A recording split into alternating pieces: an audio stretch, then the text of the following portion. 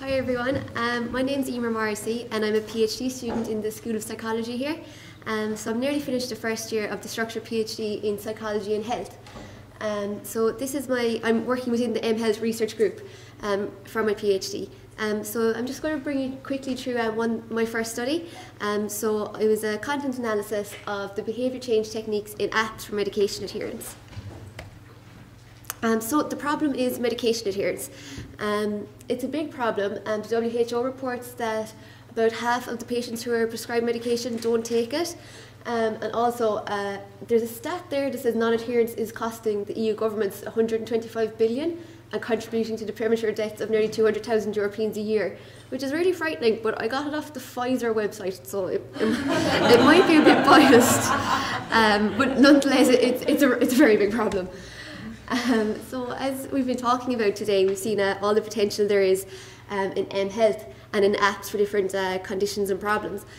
So there's a big market there of apps for medication adherence. But like all the previous speakers were saying, quite a lot of these apps don't have an evidence base and haven't been evaluated using scientific methods. So that's where I came in with behaviour change techniques.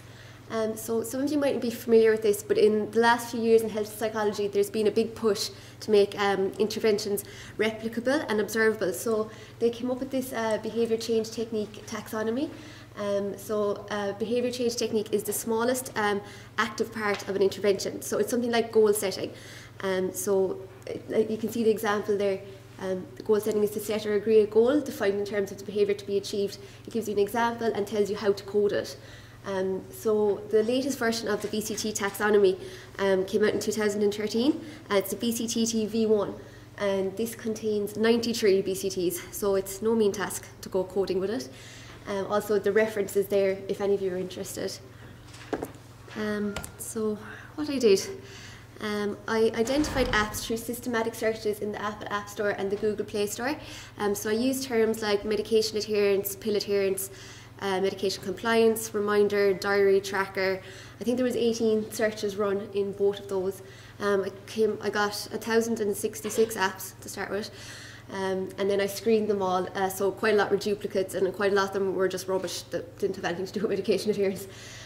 So they were all downloaded, and then I screened them with the inclusion and exclusion criteria and coded them for BCTs using the BCTT V1.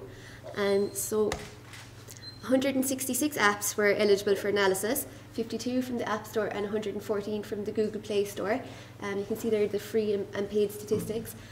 And so there was between 0 and 7 BCTs per app, but mainly most of them only had 2 BCTs, which were prompts and cues and action planning. So this is when an app has a reminder, so when the user has to enter in when they want to take the medication, I coded that as action planning, and then the reminder coming up on the phone is coded as prompts and cues. 96% of the apps had these 2 BCTs, and then after that quite a few had self-monitoring and feedback. So when the reminder came up to tell the patient to take their medication, a lot of them asked the user to enter whether or not they'd taken it, or if they'd taken or skipped. And then afterwards, a log was displayed. So you could see what days you'd taken your medication and what days you'd skipped your medication. So they were coded as feedback and behaviour and self-monitoring. And then you can see after that, the amount of BCTs really drops off. So it went from 61, they were present in 64 and 61 apps, and then it falls down to 5. So after that, there really wasn't that many BCTs involved.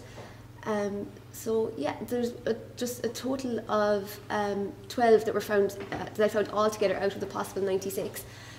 So I was talking to Mary Johnston about this yesterday at our health psychology event, and I was saying, that what's out there is quite poor.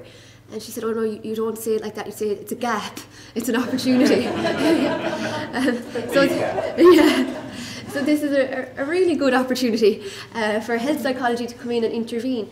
So as part of my PhD, I'm hoping to develop an app with the suitable behaviour change techniques. But it really shows how health psychology and software developers can work together to make something that is evidence-based and can be evaluated. I think I went through that rather quickly, but yeah, I think that's it.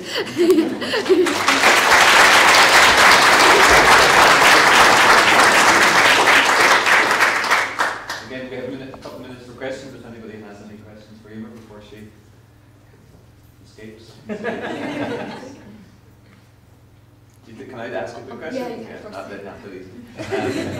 Do you think that the apps where you found BCTs embedded, that it was done deliberately, or was it kind of accidental? Oh no, accidentally. Yeah. Yeah. So the gap is the gap is real. Yeah. Did you have a question, Mary? Yes, Mary. In the apps where there are no BCTs, how did they try to change behaviour? They didn't have any techniques. Oh, I don't think they did change behaviour. So what did they do? They didn't do anything.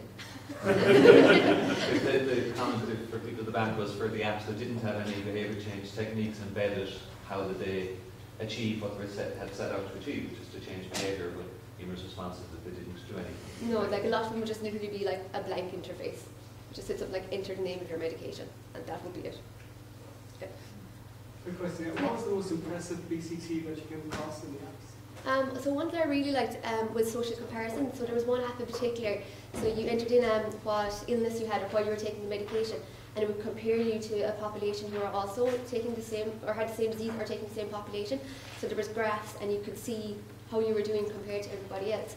And there was a few as well that included some social support, so that if you had missed your medication for some reason, they would email like a report onto a caregiver or a family member so they could see how you're getting on. And quite a few as well included a kind of a downloadable log that you could bring to the doctor with you. So they were probably the best ones. Okay, thanks very much, Eimear.